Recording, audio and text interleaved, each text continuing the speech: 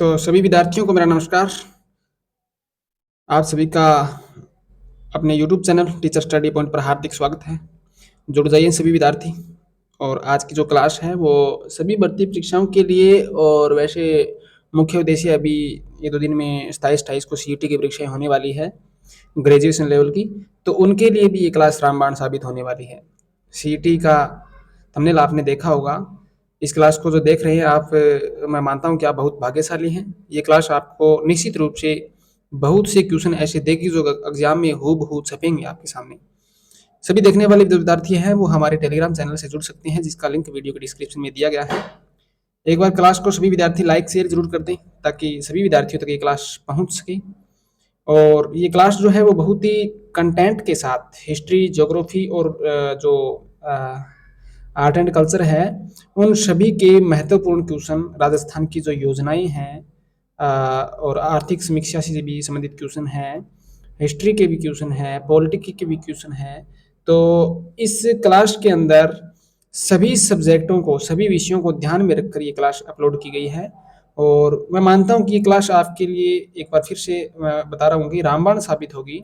तो सभी विद्यार्थी इस क्लास में बने रहें। और आज की क्लास को शुरू करते हैं उससे पहले सभी विद्यार्थी क्लास को लाइक जरूर करें, शेयर जरूर करें और सब्सक्राइब जरूर करें जो नए विद्यार्थी हैं, ताकि आगामी आने वाली जो हमारी वीडियो है वो आप तक पहुंच सके। शुरू करते हैं आज की क्लास। 1 नंबर पेज पे आते हैं हम और ये है हमारा पहला पेज। सभी विद्यार्थी क्लास को ध्यान से समझे, देखें और परखें। हाँ जी, शुरू करते हैं। पहला प्रश्न 1 नंबर प्रश्न जैसे मिलेगा आपको, उसकी फिर व्याख्या मिलेगी, फिर 2 नंबर प्रश्न की ओर बढ़ेंगे, 3 नंबर प्रश्न की ओर बढ़ेंगे, ऐसे सभी क्वेश्चन इसमें दिए गए हैं।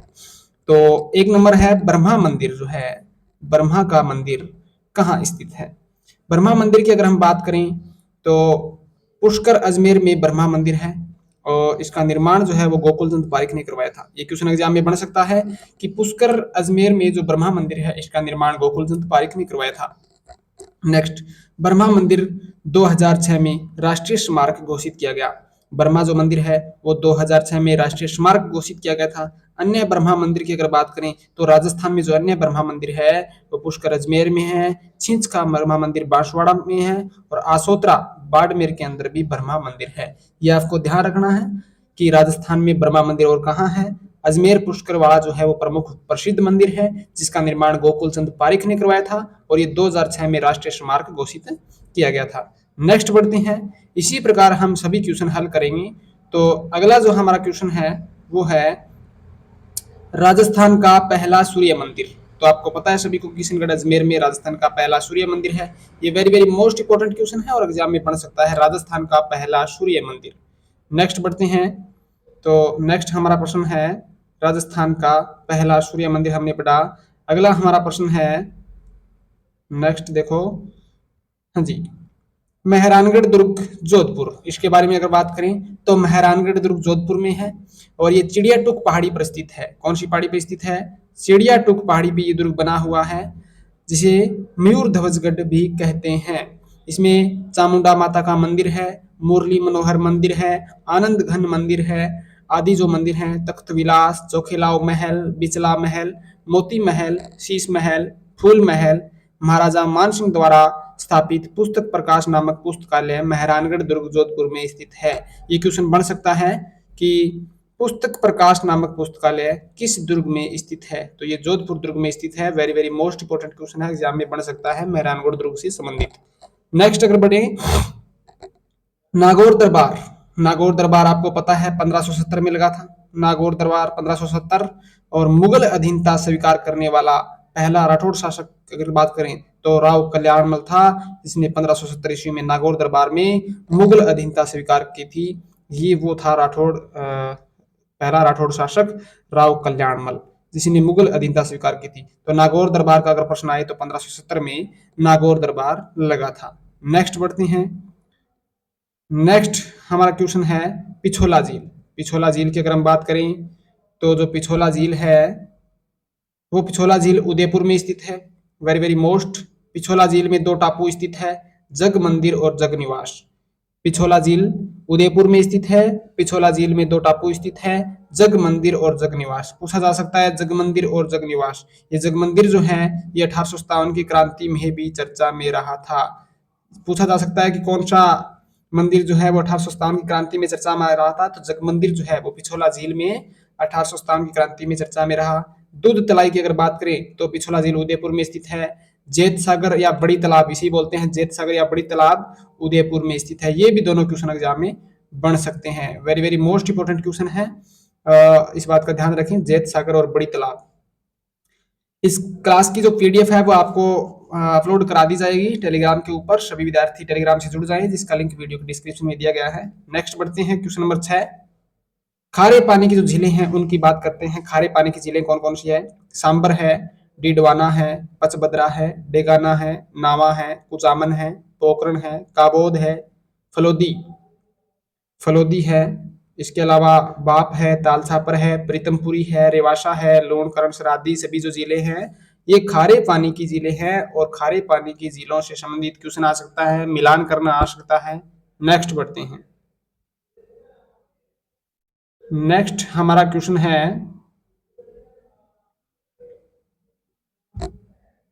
7 नंबर। जैसमंद झील मानव निर्मित या कृत्रिम आधार पर राजस्थान की सबसे बड़ी मीठे पानी की झील है। जैसमंद झील जो है वो मानव निर्मित या कृत्रिम आधार पर राजस्थान की सबसे बड़ी मीठे पानी की झील है, जिसे जलचरों की बस्ती कहते हैं। जैसमंद झील को जलचरों की बस्ती कहते हैं। ये प्रश्न बन सकता है, जलचरों की बस्ती किस झील को कहा जाता है? इसमें 6 कलात्मक छतरियां हैं, ये प्रश्न भी बन सकता है। वह प्रसाद बनाए हुए हैं, 7 टापू है। जैसमंद झील से 2 नहरें निकाली गई है। एक नंबर है श्यामपुर और दूसरी है भाट नहर। श्यामपुर नहर और भाट नहर। तो जैसमंद झील से ये क्वेश्चन भी बन सकते हैं। अगर आगे बात करें हम तो बागोर की हवेली जो है, बागोर की हवेली उदयपुर में स्थित है। बागोर की हवेली उदयपुर में स्थित है। यहाँ विश्व की सबसे बड़ी पगड़ी है। ये भी very very most important question है कि विश्व की सबसे बड़ी पगड़ी कहाँ रखी हुई है? तो बागोर की हवेली उदयपुर में स्थित है। नोट में अगर बात करें तो नोट में है बागोर सभ्यता पूछी जाए तो ये भीलवाड़ा के अंदर है। बागोर सभ्यता कहाँ है? भीलवाड़ा के अंदर है। ये भी very very most important question है। नेक्स्ट बढ़ते हैं। अगली हमारी जो स्लाइड है वो है बनास नदी। राजसमंद नदी के बारे में मैं बाद में चर्चा करूंगा, पहले बनास नदी को पढ़ते हैं। राजसमंद झील के बारे में बाद में चर्चा करेंगे। सॉरी, बनास नदी। बनास नदी का मुख्य क्षेत्र टोंक है।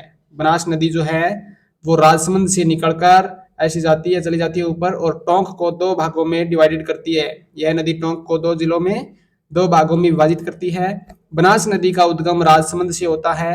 बनास नदी पर बिसलपुर बांध स्थित है। राजस्थान का सबसे बड़ा कंक्रीट बांध, बड़ा बांध है। ये क्वेश्चन बन सकता है, राजस्थान का सबसे बड़ा कंक्रीट बांध कौन सा है? तो बिसलपुर बांध जो है वो राजस्थान का सबसे बड़ा कंक्रीट बांध है। इसका निर्माण 1987 में शुरू हुआ था। इसका निर्माण 1987 में शुरू हुआ था। नेक्स्ट बढ़ते हैं। आगे देखें तो बनास नदी में इस बांध का शिलान्यास जो है, बिसलपुर बांध टोंक में स्थित है। 1985 में इसका शिलान्यास शिवचरण माथुर ने किया था। ये क्वेश्चन बन सकता है सीईटी एग्जाम में कि इसका शिलान्यास किसने किया था। इस बांध का कार्य 2 चरणों में पूरा हुआ। बनास नदी राजस्थान की कुल अपवाह क्षेत्र का 9.80% है। 9.80 है। ये क्वेश्चन भी बन सकता है कि बनास नदी राजस्थान की कुल अपवाह क्षेत्र का कितना प्रतिशत हिस्सा रखती है? 9.80। नेक्स्ट बात करें तो बनास नदी के उपनाम हैं वन की आशा, वर्णाशा, वशिष्ठी नदी भी बोलते हैं, होफ ऑफ फॉरेस्ट बोलते हैं, Hoff of the forest. Banas नदी के उपनाम है वन की आशा, वशिष्ठी नदी, वर्णाशा, होप ऑफ द फॉरेस्ट। उद्गम जो है इसका वो खमनोर की पहाड़ी परशुराम महादेव गांव राजसमंद डिस्ट्रिक्ट से होता है। संगम है चंबल नदी रामेश्वर घाट सवाई माधोपुर में। त्रिवेणी संगम की बात करें तो बनास चंबल सीप है और कुल लंबाई है इसकी 512 किलोमीटर। और इस नदी का जो बहाव है ओनली फॉर राजस्थान में है। ये नदी राजस्थान से निकलती है, राजस्थान में विलुप्त हो जाती है। ये जो चंबल नदी है उसमें जाकर इसका संगम होता है। तो कुल लंबाई जो है इसकी 512 है राजस्थान में। तो ये जो तथ्य थे वो थे बनास नदी से संबंधित। नेक्स्ट बढ़ते हैं आगे। हमारी स्लाइड है नदियों से संबंधित अन्य महत्वपूर्ण तथ्य की अगर बात करें तो गागरोन जो दुर्ग है वो झालावाड़ में स्थित है, आहू व काली सिंध नदी के संगम पर। ये क्वेश्चन बन सकता है। गागरोन दुर्ग झालावाड़ में आहू व काली सिंध नदी के संगम पर स्थित है। मनोहर थाना दुर्ग की अगर बात करें तो ये भी झालावाड़ में है, ये परवन व कालीखोय नदी के संगम पर है। ये क्वेश्चन भी बन सकता है। राजस्थान में सर्वाधिक कंदराओं का निर्माण जो है वो चंबल नदी करती है और सर्वाधिक कंदराएं कोटा जिले में है। सर्वाधिक कंदराएं कहाँ है? कोटा जिले में। अगर पूछा जाए सर्वाधिक अवनलिकाएं अपर्दन तो है सवाई माधोपुर के अंदर और सर्वाधिक कंदराएं हैं कोटा के अंदर। नेक्स्ट प्रश्न है चंबल नदी से संबंधित है। Chambal fertilisers and chemicals Kota जिले में स्थित है। ये एक कंपनी है Chambal fertilisers and chemicals Kota जिले में स्थित है। गड्डेपान कोटा के अंदर जो है गड्डेपान कोटा। चंबल नदी पर पीपलाद परियोजना स्थित है। ये very very most important question है, एग्जाम में देखने को मिलेगा। Very very most important question है। चंबल नदी पर पीपलाद परियोजना स्थित है। राहु घाट परियोजना की अगर बात करें तो राहु घाट जो परियोजना है वो करौली जिले में स्थित है। राहु घाट परियोजना और मध्य प्रदेश में चंबल नदी पर राहु घाट परियोजना स्थित है। नेक्स्ट बात करें माही नदी। बढ़ते हैं माही नदी की ओर। 12 नंबर क्वेश्चन माही नदी। माही नदी को कांगो नदी कहते हैं। एक क्वेश्चन तो ये बन गया। माही नदी को कांगो नदी कहते हैं। तो यार ध्यान रखना किस नदी को कांगो नदी कहते हैं। माही नदी का उद्गम मध्य प्रदेश महंत झील अम्मा मारू पहाड़ी सरदारपुरा गांव मध्य प्रदेश से होता है, एमपी से होता है इस नदी का उद्गम। राजस्थान में माही नदी का प्रवेश द्वार खादू गांव है। अगर पूछा जाए राजस्थान में से माही नदी कहाँ से प्रवेश करती है, खादू गांव बांसवाड़ा से प्रवेश करती है। अच्छा क्वेश्चन है। माही नदी के किनारे औदिच्य ब्राह्मणों की गद्दी अवस्थित है। ये क्वेश्चन भी बन सकता है। माही नदी के किनारे औदिच्य ब्राह्मणों की गद्दी अवस्थित है। छप्पन का मैदान, भाटी मैदान, माही मैदान ये बांसवाड़ा और प्रतापगढ़ के मध्य स्थित है। छप्पन का मैदान, भाटी मैदान, माही नदी के क्षेत्र को कहा जाता है। यहाँ इस छप्पन के मैदान में माही नदी के किनारे मक्का की फसल जो होती है माही कंचन, माही धवल इनकी नस्ल है। मक्का की नस्ल है माही कंचन, माही धवल। ये प्रश्न भी हर एग्जाम में बनते हैं। चावल की फसल की अगर हम बात करें तो चावल की जो फसल है वो है माही सुगंध्रा। माही सुगंध्रा चावल की फसल है। नेक्स्ट बात करें माही बजाज सागर बांध परियोजना। तो माही बजाज सागर बांध जो परियोजना है वो राजस्थान और गुजरात की सम्मिलित परियोजना है और इसमें राजस्थान का जो हिस्सा है वो है 45% और 55% हिस्सा है गुजरात का। और ये जो माही बजाज सागर बांध परियोजना है ये बोरखेड़ा बांसवाड़ा में स्थित है। बोरखेड़ा बांसवाड़ा में स्थित है। नेक्स्ट बढ़ते हैं। माही नदी से संबंधित क्वेश्चन बने तो इस स्लाइड से बाहर शायद कोई क्वेश्चन नहीं आएगा। नेक्स्ट माही नदी से संबंधित आगे प्रश्न दिए गए हैं। त्रिवेणी संगम जो है वो सोम माही जाखम नवाटापरा गांव डूंगरपुर में बनता है। त्रिवेणी संगम सोम माही जाखम और नवाटापरा गांव डूंगरपुर में है। जाखम बांध, जाखम नदी प्रतापगढ़ राजस्थान का सबसे ऊंचा बांध 81 मीटर ऊंचा है। जाखम बांध की अगर बात करें तो राजस्थान का सबसे ऊंचा बांध जो है वो जाखम बांध है, 81 मीटर ऊंचा है। ये क्वेश्चन भी बन सकता है राजस्थान का सर्वाधिक ऊंचा बांध कौन सा है। नेक्स्ट ये जो चारों प्रश्न है इनमें से एक प्रश्न आपको सीटी एग्जाम में जरूर देखने को मिलेगा। सोम कागदर परियोजना उदयपुर के अंदर स्थित है। सोम कागदर परियोजना उदयपुर में स्थित है। सोम कमला अंबा डूंगरपुर में स्थित है। सोम कमला अंबा डूंगरपुर में स्थित है। कागदी पिकअप बांध कहाँ है? बोरखेड़ा बांसवाड़ा में है, माही नदी के किनारे। कागदी पिकअप बांध बोरखेड़ा बांसवाड़ा। नेक्स्ट बात करें माही साइफन बांध माही नदी डूंगरपुर में है। माही साइफन बांध माही नदी डूंगरपुर में है जिससे भिखाबाई सागवाड़ा नहर निकाली गई है। माही साइफन बांध से एक नहर निकाली गई है भिखाबाई सागवाड़ा नहर निकाली गई है भिखाबाई सागवाड़ा। ये आपको ध्यान रखना है। नेक्स्ट बढ़े तो माही नदी जो है वो कर्क रेखा को 2 बार काटती है। माही नदी जो है राजस्थान के अंदर अगर बात करें माही नदी की, तो ऐसे राजस्थान यहाँ से निकलती है और इस प्रकार गुजरती है। तो ये कर्क रेखा को 2 बार काटती है और उल्टी उल्टे ए आकृति में बहने वाली नदी, उल्टे यू आकृति में बहने वाली नदी, ये राजस्थान की नदी है माही नदी के बारे में हम चर्चा कर चुके हैं। नेक्स्ट बढ़ते हैं झील विकास प्राधिकरण। झील विकास प्राधिकरण से संबंधित भी क्वेश्चन एग्जाम में बन सकते हैं।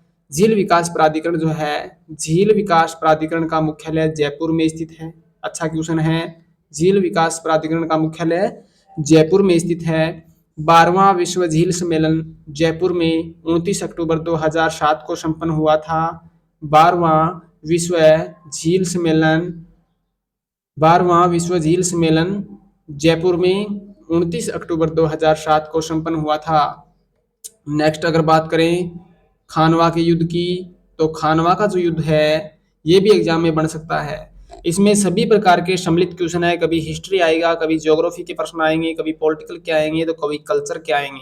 सीईटी के एग्जाम को ध्यान में रखकर ये शानदार से शानदार क्लास आपके लिए तैयार की गई है, तो सभी विद्यार्थी क्लास में रुचि जरूर लें। खानवा का जो युद्ध है ये 17 मार्च 1527 को हुआ था। युद्ध के बाद बाबर ने गाजी की उपाधि धारण की थी। क्वेश्चन बन सकता है गाजी की उपाधि किसने धारण की, तो गाजी की उपाधि जो है वो बाबर ने धारण की थी। क्वेश्चन बन सकता है।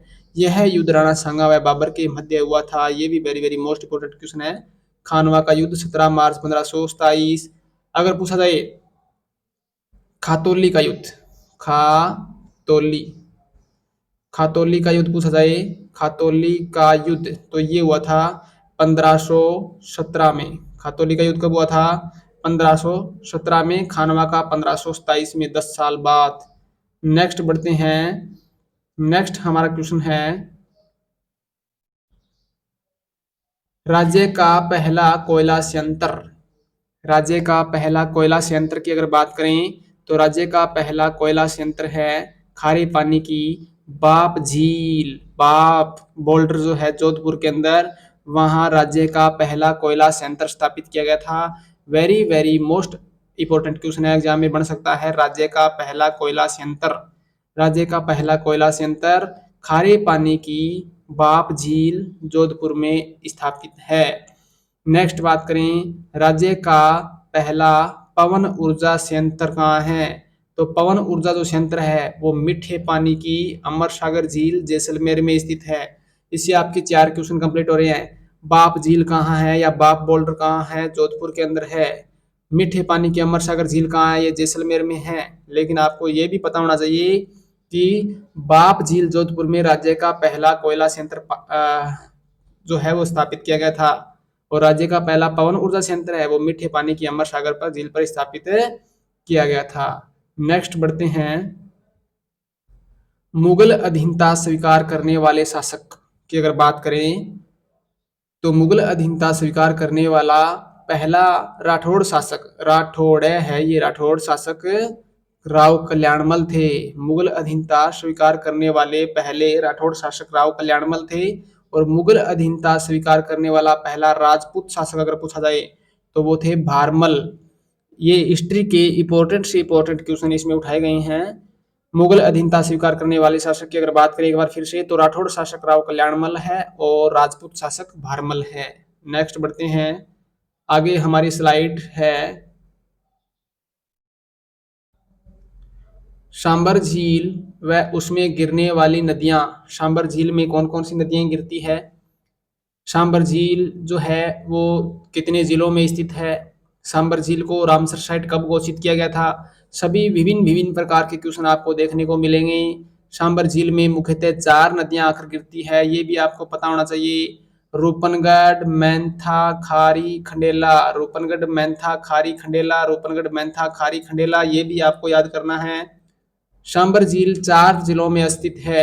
सांबर झील जो है वो 4 जिलों में स्थित है। 4 इसमें नदियां आकर गिरती है, सीकर, नागौर, जयपुर, अजमेर।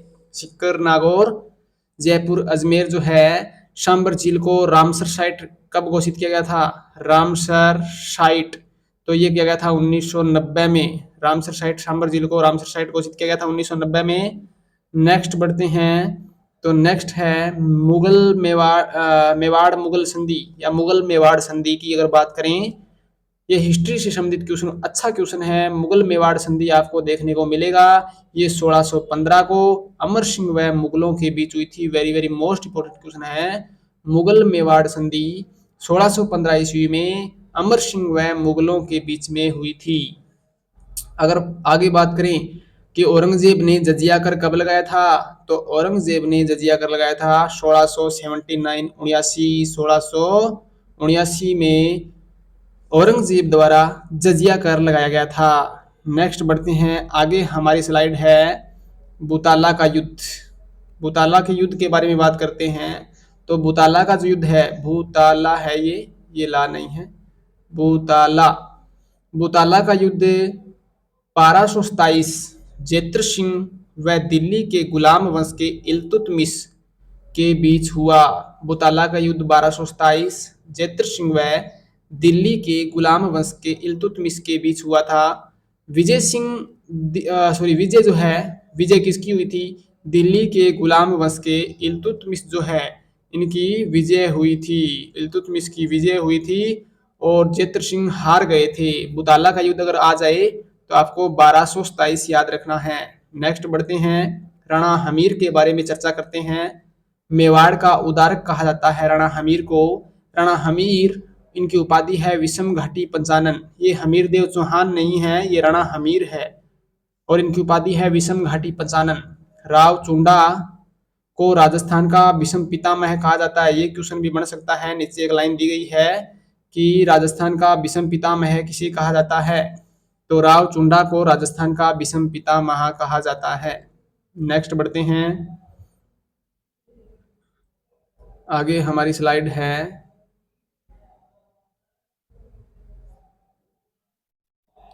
खेजड़ी व ऊंट से संबंधित महत्वपूर्ण तथ्य की अगर बात करें। खेजड़ी राजस्थान का राज्य वृक्ष है, आपको पता है। ऊंट जो है वो राजस्थान का राज्य पशु है। खेजड़ी से संबंधित क्वेश्चन भी बन सकते हैं।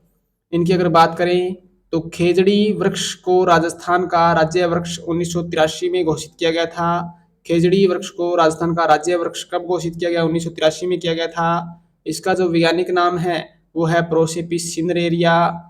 प्रथम खेजड़ी दिवस कब मनाया गया था? तो 12 सितंबर 1978 को मनाया गया था। तेलंगाना का राज्य वृक्ष खेजड़ी है, ये भी आपको ध्यान रखना है। तेलंगाना का राज्य वृक्ष क्या है? खेजड़ी है। तो खेजड़ी से 4 लाइनें इसमें उठाई गई है और भी बहुत लंबी है खेजड़ी के प्रश्न जो है। इसे राजस्थानी भाषा में क्या कहते हैं, पंजाबी में क्या कहते हैं, सिंधी भाषा में क्या कहते हैं, गुजराती में क्या कहते हैं, ये प्रश्न भी बन सकते हैं।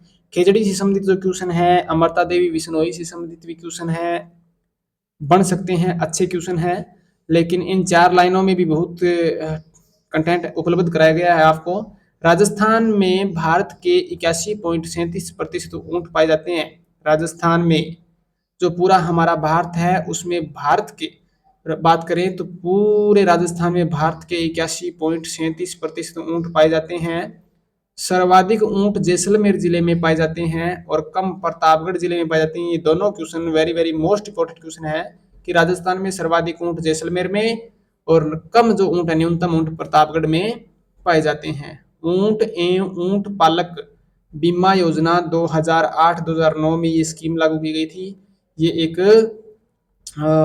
योजना है, ऊंट एवं ऊंट पालक बीमा योजना 2008-2009 में इसकी शुरुआत की गई थी। तो खेजड़ी से संबंधित या फिर खेजड़ी से संबंधित और ऊंट से संबंधित जो क्वेश्चन है वो आप देख सकते हैं इस स्लाइड के अंदर। Very very most important question इसमें उठाए गए हैं, एक बार फिर से देख लें। नेक्स्ट बढ़ते हैं। नेक्स्ट हमारा क्वेश्चन 22 नंबर, चंबल नदी से संबंधित महत्वपूर्ण तथ्य। चंबल नदी से संबंधित अगर महत्वपूर्ण तथ्य की बात करें, पहले हमने माही पढ़ा था, बनास पढ़ा था, अब चंबल को उठाया गया है। चंबल नदी का उद्गम जनापाव पहाड़ी मध्य प्रदेश से होता है। चंबल नदी का जो उद्गम कहाँ से होता है? जनापाव पहाड़ी मध्य प्रदेश से होता है। यूनेस्को की विश्व धरोहर में नामित एकमात्र नदी है। ये very very most important question है, बन सकता है एग्जाम में। Very very most important question है कि यूनेस्को की विश्व धरोहर में एकमात्र नामित जो नदी है इसका नाम है चंबल नदी। इस नदी पर कुल 4 बांध है, ये भी आपको याद रखना है। इस नदी पर कुल 4 बांध है। गांधी सागर बांध है, राणा प्रताप सागर बांध है, माही बजाज सागर बांध है, जमनालाल बजाज जो बांध है बजाज सागर बांध है। देश का पहला नदी अभयारण्य चंबल पर है। देश का पहला नदी अभयारण्य चंबल पर है।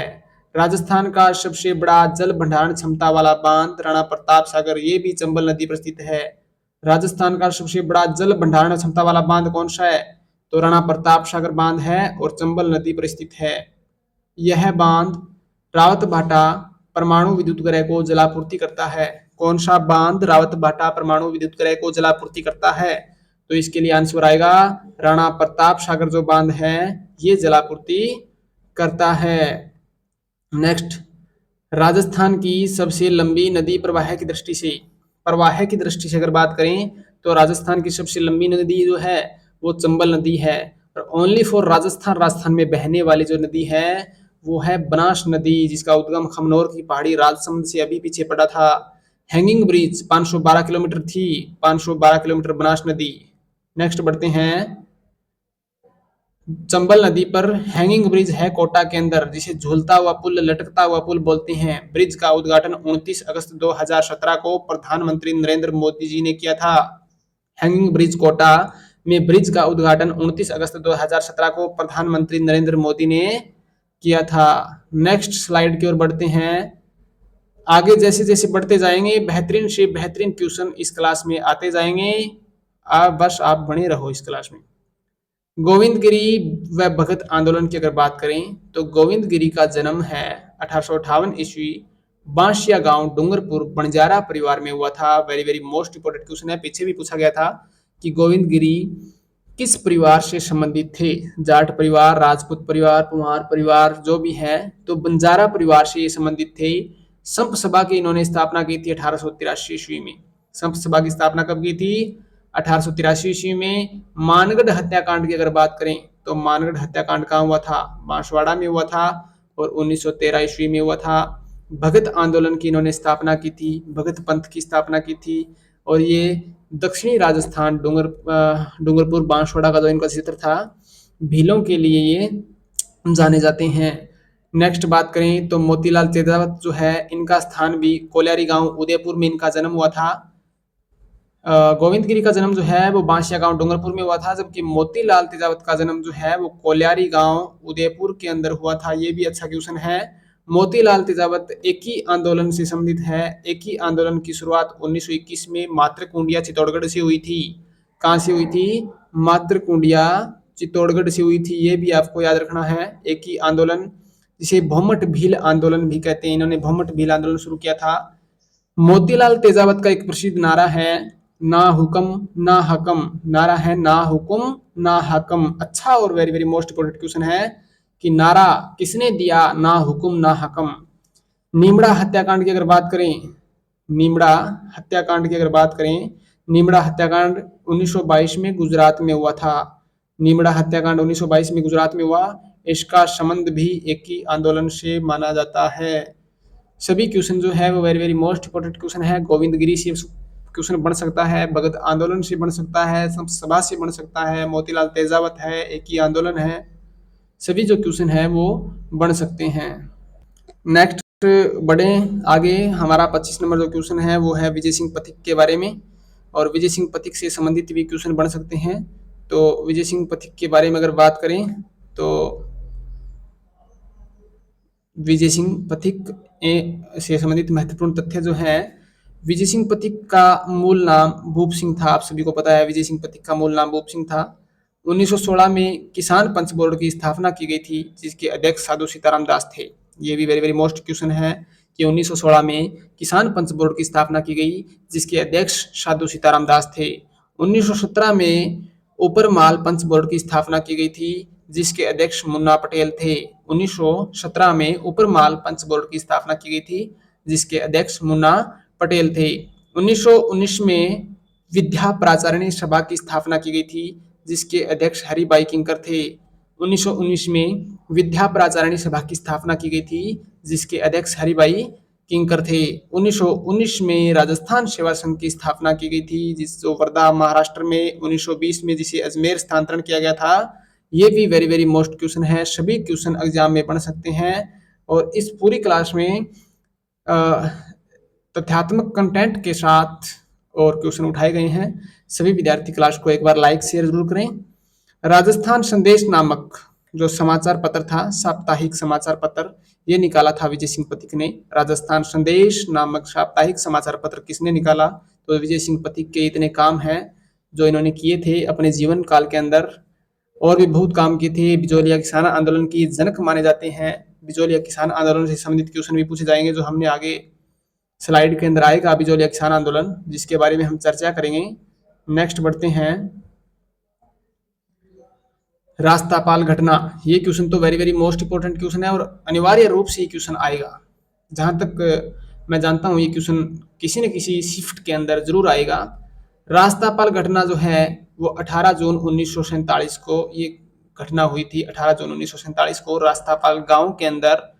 और ये रास्तापाल जो गांव है वो ये डूंगरपुर के अंदर था, जिसमें कालीबाई भील का संबंध रास्तापाल गांव डूंगरपुर से था।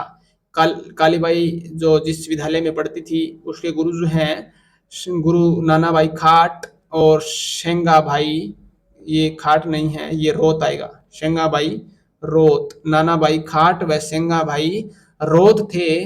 राजस्थान का शिक्षा से संबंधित जो पुरस्कार दिया जाता है वो कालीबाई पुरस्कार दिया जाता है। ये very very most important question है।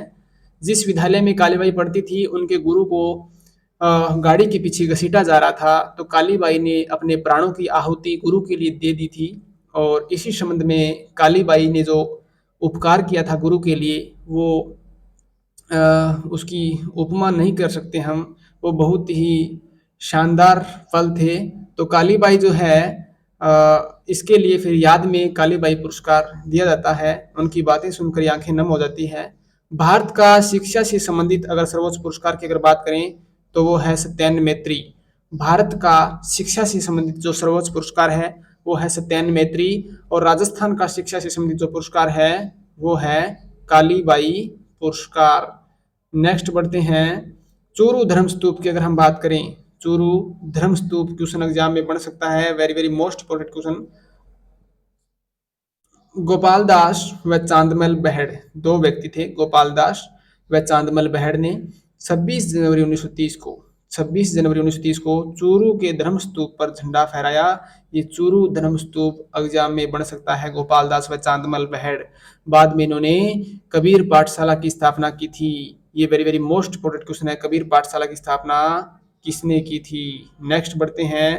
आगे जो हमारी स्लाइड है उस पे आते हैं। हरिजन सेवा संघ की स्थापना, तो हरिजन सेवा संघ का क्वेश्चन दिया गया है। राम नारायण चौधरी ने 1932 में हरिजन सेवा संघ की स्थापना की। राम नारायण चौधरी ने 1932 में हरिजन सेवा संघ की स्थापना की थी। मेवाड़ प्रजामंडल की अगर बात करें तो 24 अप्रैल 1938 में मेवाड़ प्रजामंडल की स्थापना की गई थी। 24 अप्रैल 1938 में मेवाड़ प्रजामंडल की स्थापना की गई थी। नेक्स्ट बढ़ते हैं। ग्रासिया जनजाति से संबंधित महत्वपूर्ण तथ्य, कभी हिस्ट्री, कभी ज्योग्राफी, कभी पॉलिटिकल की जो सम्मिलित रूप से क्वेश्चन आ रहे हैं, और इस प्रकार के क्वेश्चन आपको एग्जाम में देखने को मिलेंगे। क्लास में धैर्य से बने रहें, ज़्यादा से ज़्यादा क्लास को शेयर करें। ग्रासिया जनजाति के जो क्वेश्चन है वो एग्जाम में बन सकते हैं। तो बात करते हैं। गोदना गोदवाना जो प्रथा है वो ग्रासिया जनजाति में प्रचलित है। इसके अलावा कथोड़ी जनजाति है उसमें भी गोदना गोदवाना प्रथा प्रचलित है। तो आपको गोदना से गैसे गोदना गैसे ग्रासिया, गैसे गोदना गैसे ग्रासिया याद रखना है, और एक कथोड़ी याद रखना है। नेक्स्ट, ग्रासिया जनजाति में कई गांव के समूह को शहरोल कहते हैं। ग्रासिया जनजाति में कई गांव के समूह को क्या कहा जाता है? तो आपको याद रखना है, शहरोल कहा जाता है। और ग्रासिया जनजाति में कई गांव का जो अध्यक्ष होता है उसे कोतवाल कहा जाता है। क्या कहा जाता है? कोतवाल कहा जाता है। और ये क्वेश्चन बन सकते हैं। ग्रासिया जनजाति से संबंधित भी क्वेश्चन एग्जाम में बन सकता है। नेक्स्ट बढ़ते हैं। आगे जो हमारी स्लाइड, इसमें आपको राजस्थानी चित्रकला से संबंधित क्वेश्चन जो है वो दिया गया है। राजस्थानी चित्रकला से संबंधित महत्वपूर्ण तथ्य की अगर हम बात करें, हिसामुद्दीन उस्ता को पद्मश्री अवार्ड 1986 को उस्ता कला के लिए दिया गया था। ये चित्रकला से संबंधित है कि हिसामुद्दीन उस्ता को पद्मश्री अवार्ड 1986 में उस्ता कला के लिए दिया गया था। मोम का दाबू, ये झाड़ू नहीं है, मोम का दाबू है, दाबू, मोम का दाबू। मोम का जो दाबू है, मेण छपाई जिसे बोलते हैं, ये सवाई माधोपुर में है। मोम का दाबू, मेण छपाई, सवाई माधोपुर। गेहूं का बिंधन की अगर बात करें, इसका दाबू सांगानेर दाबू, गेहूं के बिंधन का दाबू या सांगानेर जयपुर के अंदर है। मिट्टी का दाबू बालोतरा बाड़मेर के अंदर है। ये राजस्थानी चित्रकला से संबंधित क्वेश्चन है, इनकी मैं बात कर रहा हूँ। मिट्टी का दाबू बालोतरा बाड़मेर से संबंधित क्वेश्चन बन सकता है। ज्यामितिक जो आकृतियां हैं, ये अजरक प्रिंट में आपको देखने को मिलेगी। ज्यामितिक आकृतियां, प्राकृतिक रंगों का प्रयोग किस प्रिंट में होता है, तो ये सांगानेरी प्रिंट में होता है। ये भी क्वेश्चन आपको देखने को मिलेगा। प्राकृतिक रंगों का प्रयोग सांगानेरी प्रिंट में होता है। बंधेज मंडी जो है वो जोधपुर के अंदर स्थित है। बंधेज मंडी very very most important question है। और अजरक प्रिंट बाड़मेर में जो है, इसका काम खत्री जाति के द्वारा किया जाता है।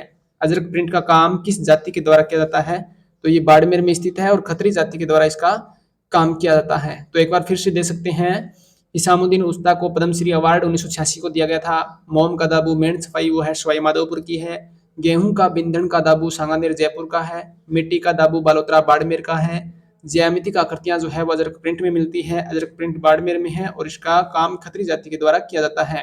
प्राकृतिक रंगों का प्रयोग जो है वो सांगानेरी प्रिंट में होता है। बंधेज मंडी जोधपुर में स्थित है। नेक्स्ट अगर बात करें, नेक्स्ट जो हमारी स्लाइड है, आते हैं नेक्स्ट 32 नंबर क्वेश्चन पर। और बेहतरीन से बेहतरीन क्वेश्चन आया है। राजस्थान में प्रमुख 3 जलप्रपात है, उनकी अगर हम बात करें, चूलिया जलप्रपात जो चंबल नदी के ऊपर स्थित है और चित्तौड़गढ़ में है। ये क्वेश्चन बन सकता है। चूलिया जलप्रपात, चंबल नदी, चित्तौड़गढ़। जैसे चूलिया, जैसे चंबल, जैसे चित्तौड़गढ़। चूलिया नदी पर चूलिया जलप्रपात जो है वो चंबल नदी पर स्थित है और चित्तौड़गढ़ में है। अगर हम चंबल नदी की सहायक नदियों की बात करें, तो चंबल की बहुत सी सहायक नदियां हैं, आपको याद रखनी है। ब्राह्मणी है, पार्वती है, घोड़ापछाड़, मेज है, मांगली, कुन्नू, चाकण है, कुराल है, शीप है, परवन बनास है, आहू है, काली सिंध है। ये इनकी सहायक नदियां हैं। भीमताल जलप्रपात की अगर हम बात करें, तो भीमताल जो जलप्रपात है मांगली नदी बूंदी में स्थित है। ये क्वेश्चन भी बन सकता है। भीमताल जलप्रपात मांगली नदी बूंदी में स्थित है। मैनाल जलप्रपात की अगर बात करें, तो ये मैनाल नदी पर है और भीलवाड़ा में है।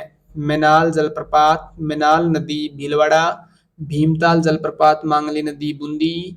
चूलिया जलप्रपात चंबल नदी चित्तौड़गढ़। इसके अलावा 2 बांध नीचे और दिए गए हैं। हेमावास बांध बांडी नदी पर पाली जिले में स्थित है।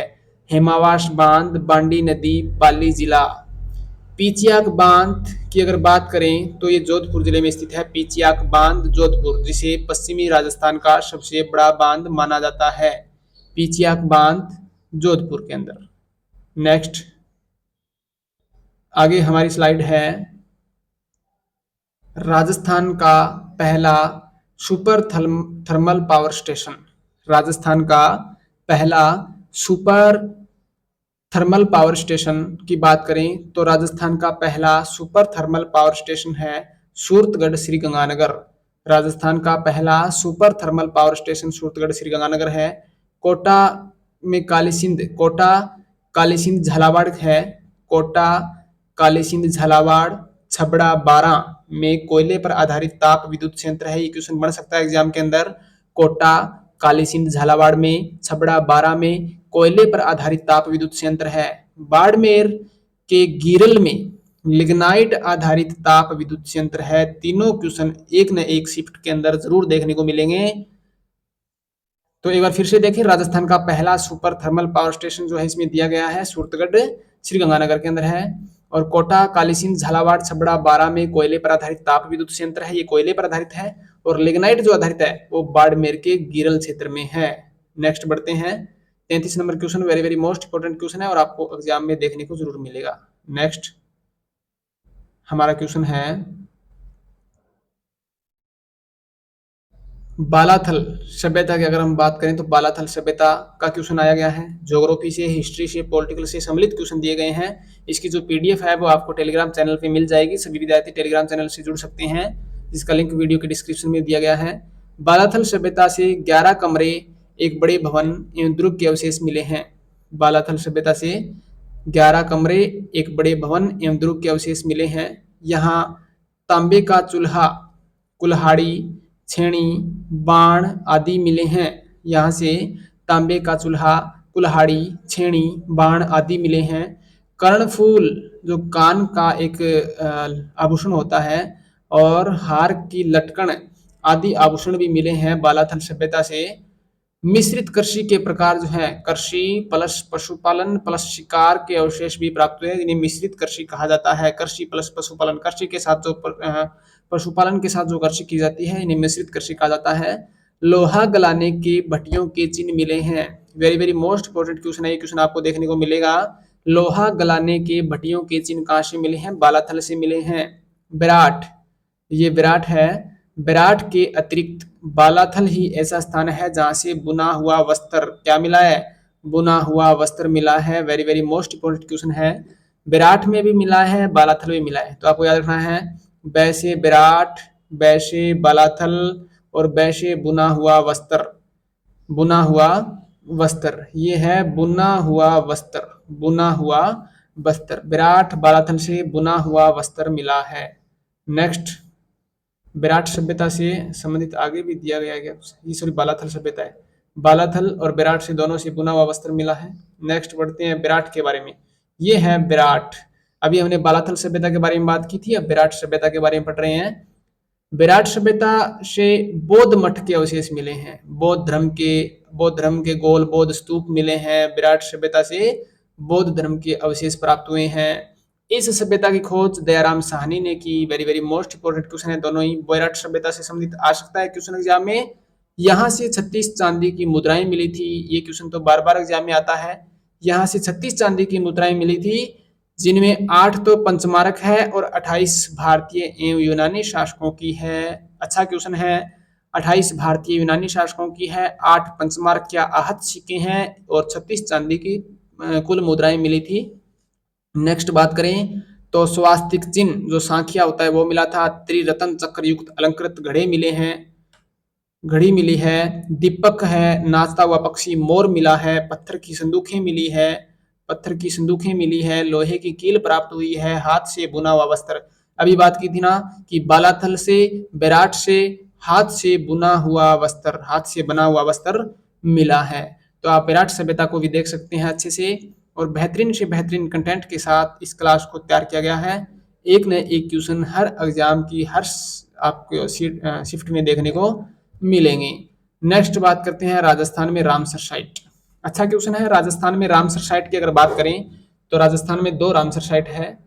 रामसर साइट जिसे बोलते हैं जहाँ आर्द्र भूमि हो, वह भूमि जो पक्षियों को संरक्षण देती हो, जहाँ पक्षी बाहर से आते हो और अपना निवास करते हैं यहाँ, तो उसे रामसर साइट बोलते हैं। राजस्थान के अंदर 2 रामसर साइट है। राजस्थान की प्रथम रामसर साइट की अगर हम बात करें, केवलादेव घना पक्षी अभयारण्य। केवलादेव घना पक्षी अभयारण्य जो है वो राजस्थान में पहली रामसर साइट थी, और ये केवलादेव घना पक्षी अभयारण्य भरतपुर के अंदर है। 1983 में इसे रामसर साइट का दर्जा दिया गया था। नेक्स्ट बढ़े तो राजस्थान की दूसरी रामसर साइट है। राजस्थान की दूसरी रामसर साइट ये है 1990 में शाम्बर झील को राजस्थान की दूसरी रामसर साइट का दर्जा 1990 में दिया गया था। अगर बात करें रामसर साइट दिवस कब मनाया जाता है, तो ये 2 फरवरी को मनाया जाता है। कब मनाया जाता है? 2 फरवरी को रामसर साइट दिवस मनाया जाता है। तो रामसर साइट के बारे में भी आप अच्छे क्वेश्चन देख सकते हैं। इसके बाद बात करें 37 नंबर हमारी स्लाइड जो है वो ये रही आपकी स्क्रीन के ऊपर। नेक्स्ट बात करते हैं वन्य जीव अभयारण्य जो है, इनसे संबंधित भी क्वेश्चन आपको एग्जाम में देखने को मिलेंगे। वन्य जीव अभयारण्य से संबंधित महत्वपूर्ण क्वेश्चन जो है वो आपकी स्क्रीन के ऊपर स्लाइड में दिए गए हैं। वन्य जीव अभयारण्य से संबंधित महत्वपूर्ण क्वेश्चन। केला देवी वन्य जीव अभयारण्य जो है वो सवाई माधोपुर में है, करौली में स्थित है। फुलवारी की नाल वन्य जीव अभयारण्य उदयपुर में स्थित है। एग्जाम में क्वेश्चन बन सकता है। फुलवारी की नाल वन्य जीव अभयारण्य। सीता माता वन्य जीव अभयारण्य जो है वो प्रतापगढ़ में स्थित है और यहाँ की उड़न गिलहरी प्रसिद्ध है। उड़न गिलहरी जो है सीता माता अभयारण्य प्रतापगढ़ में प्रसिद्ध है। माउंट आबू वन्य जीव अभयारण्य की अगर बात करें, माउंट आबू वन्य जीव अभयारण्य तो ये सिरोही जंग में स्थित है और जंगली मुर्गा के लिए प्रसिद्ध है। सिरोही में जंगली मुर्गा के लिए माउंट आबू वन्य जीव अभयारण्य जो है वो प्रसिद्ध है। रामगढ़ वन्य जीव अभयारण्य की अगर बात करें तो ये बूंदी में स्थित है और विषधारी सांप के लिए प्रसिद्ध है। रामगढ़ वन्य जीव अभयारण्य बूंदी विषधारी सांप के लिए जाना जाता है।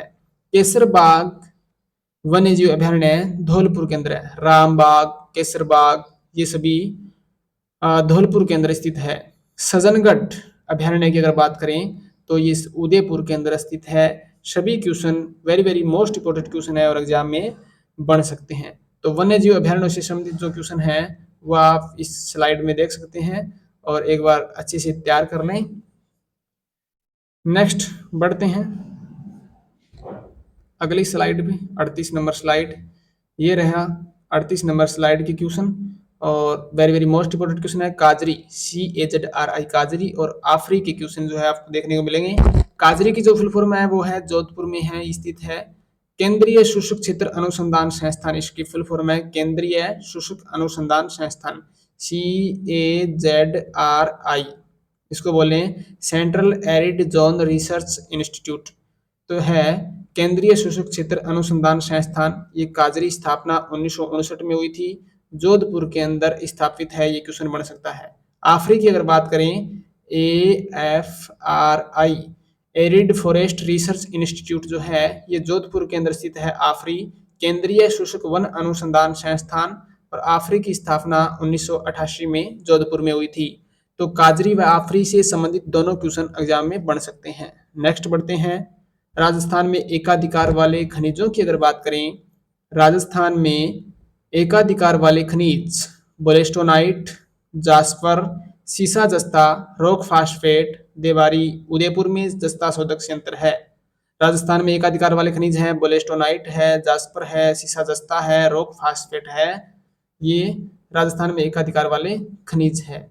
और देवारी उदयपुर में जस्ता शोधक संयंत्र स्थापित है। देवारी उदयपुर में जस्ता शोधक संयंत्र स्थापित है। चंदेरिया चित्तौड़गढ़ के अंदर बात करें तो यहाँ सीसा जस्ता शोधक संयंत्र है।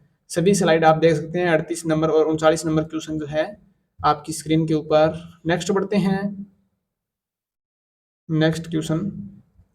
आगे हमारी स्लाइड है प्राकृतिक गैस के प्रमुख भंडार। प्राकृतिक गैस की अगर प्रमुख भंडार की बात करें तो यहाँ गोटारू में, कमलीताल, तनोट, मनिहारी टिब्बा, रामगढ़, राजेश्वरी, डांडेवाला आदि स्थानों पर प्राकृतिक गैस के प्रचुर मात्रा में भंडार मिलते हैं। प्राकृतिक गैस को एक बार फिर से देखें, एक न एक एग्जाम में एक न एक शिफ्ट के अंदर आपको प्राकृतिक गैस के क्वेश्चन के अच्छे क्वेश्चन आपको मिलेंगे। गोटारू, कमलीताल, तनोट, मनिहारी टिब्बा, रामगढ़, राजेश्वरी, डांडेवाला आदि प्राकृतिक गैस के भंडार हैं। सादेवाला जैसलमेर के अंदर है, बागेवाला बीकानेर के अंदर है, ऐश्वर्या मंगला बाड़मेर के अंदर है। खनिज तेल पाया जाता है, यहाँ प्राकृतिक गैस पाई जाती है, यहाँ खनिज तेल पाया जाता है। इसके अलावा नेक्स्ट बड़े हैं हुरडा सम्मेलन। नेक्स्ट दिया हुआ है हुरडा सम्मेलन, अच्छा क्वेश्चन है हुरडा सम्मेलन। हुरडा सम्मेलन जो है हुरडा सम्मेलन ये भीलवाड़ा में हुआ था, 17 जुलाई 1734 को हुआ था। ये क्वेश्चन एग्जाम में देखने को मिलेगा आपको। हुरडा सम्मेलन 17 जुलाई 1734 ईस्वी, जिसकी अध्यक्षता मेवाड़ के नए महाराणा जगत सिंह द्वितीय ने की। सम्मेलन में सवाई जय सिंह के अलावा जोधपुर का अभय सिंह, ये भी आ सकता है, जोधपुर का शासक था अभय सिंह शामिल हुआ था। नागौर का बख्त सिंह शामिल हुआ था। बीकानेर का जोरावर सिंह भी शामिल हुआ था। कोटा का दुर्जन साल शामिल हुआ था। बूंदी का दलेल सिंह शामिल हुआ था। करौली का गोपाल दास शामिल हुआ था। किशनगढ़ का राज सिंह आदि शासक शामिल हुए थे। तो आपको याद रखना है हुरडा सम्मेलन कब हुआ था, 17 जुलाई 1734। नेक्स्ट बढ़ते हैं अगली स्लाइड पे। आगे हमारी क्वेश्चन है very very most important question, Rajmahal का युद्ध। ये क्वेश्चन बन सकता है, राजमहल का युद्ध कब हुआ था। तो राजमहल का जो युद्ध है वो 1 मार्च 1747 को हुआ था। ये भी आ सकता है। और बगरू के युद्ध की बात करें इसी के साथ, तो 1748 में बगरू का युद्ध हुआ था। पहले राजमहल का युद्ध हुआ था 1 मार्च 1747 को, फिर अगले साल 1748 में बगरू का युद्ध हुआ था।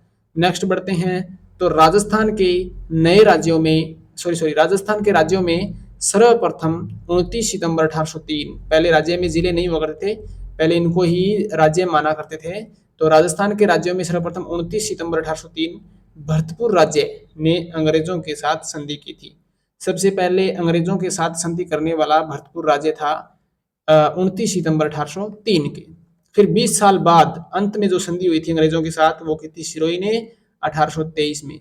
तो सबसे पहले जो संधि की थी वो भरतपुर ने की थी 1803 में, और सबसे अंत में संधि की थी 1823 में सिरोही ने। नेक्स्ट बढ़ते हैं, क्वेश्चन बन सकता है एग्जाम में।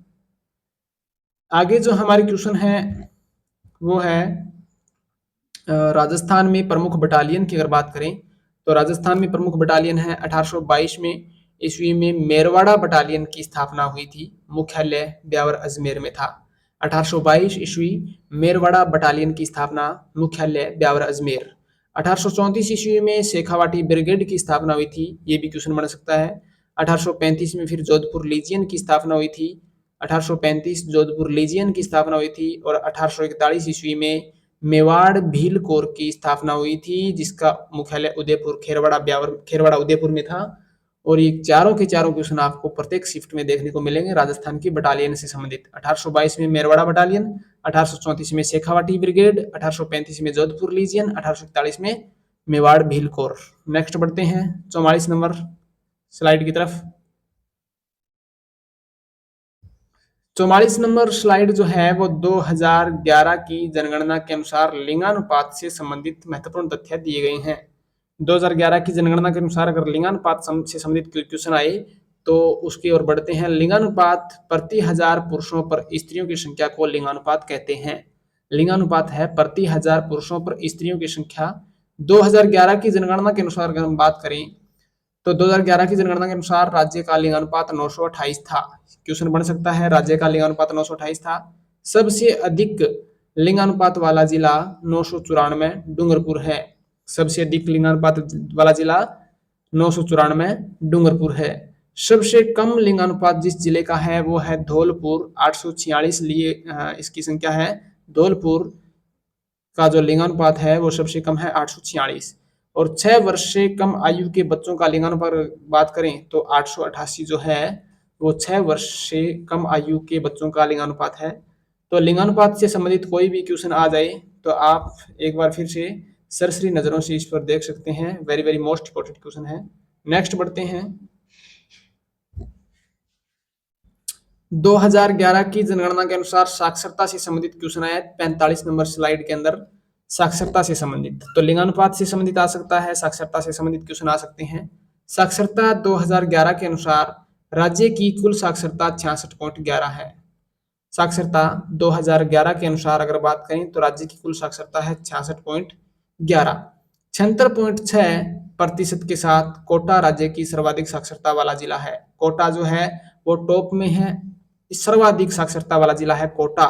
पूछी जाए कितनी है तो 76.6 इसकी साक्षरता है। नेक्स्ट बढ़ते हैं 54.9 सबसे कम साक्षरता वाला जिला है जालोर। तो जालोर की अगर आपको साक्षरता पूछी जाए तो जालोर सबसे कम साक्षरता वाला जिला है, 54.9 इसका प्रतिशत है। राजस्थान में पुरुषों में साक्षरता की अगर बात की जाए तो 79.19 79.19% जो है वो राजस्थान में पुरुषों की साक्षरता है। महिलाओं की साक्षरता की अगर हम बात करें तो 52.12% महिलाओं की साक्षरता है। राजस्थान में पुरुषों की साक्षरता 79.19 और राज्य में महिलाओं की साक्षरता 52.12 है। नेक्स्ट बढ़ते हैं। पुरुष व महिला साक्षरता क्रमशः झुंझुनू एवं कोटा में सर्वाधिक है। पुरुषों की झुंझुनू में सर्वाधिक है और महिलाओं की कोटा में सर्वाधिक है। पुरुष एवं महिला की साक्षरता क्रमशः न्यूनतम की अगर बात करें तो न्यूनतम जो है पुरुष जो है वो प्रतापगढ़ में न्यूनतम है और महिला जो है वो जालौर में इनकी साक्षरता न्यूनतम है। तो साक्षरता से संबंधित कोई भी क्वेश्चन आए उस स्लाइड में आप देख सकते हैं। वेरी वेरी मोस्ट क्वेश्चन उठाए गए हैं साक्षरता से संबंधित और सभी क्वेश्चन आपको एक न एक एग्जाम के अंदर, सीईटी के एग्जाम के अंदर देखने को मिलेंगे। नेक्स्ट बढ़ते हैं 46 नंबर स्लाइड की तरफ। 46 नंबर हमारी स्लाइड है। 2011 के अनुसार 13.5% जनसंख्या अनुसूचित जनजाति की है। अनुसूचित जनजाति का क्वेश्चन अगर आए तो 13.5% जनसंख्या जो है वो अनुसूचित जनजाति की है राजस्थान के अंदर। नेक्स्ट 47 नंबर क्वेश्चन, राजस्थान की एकमात्र जनजाति जिसे भारत सरकार ने आदिम जनजाति समूह की सूची में शामिल किया है वो है शहरिया।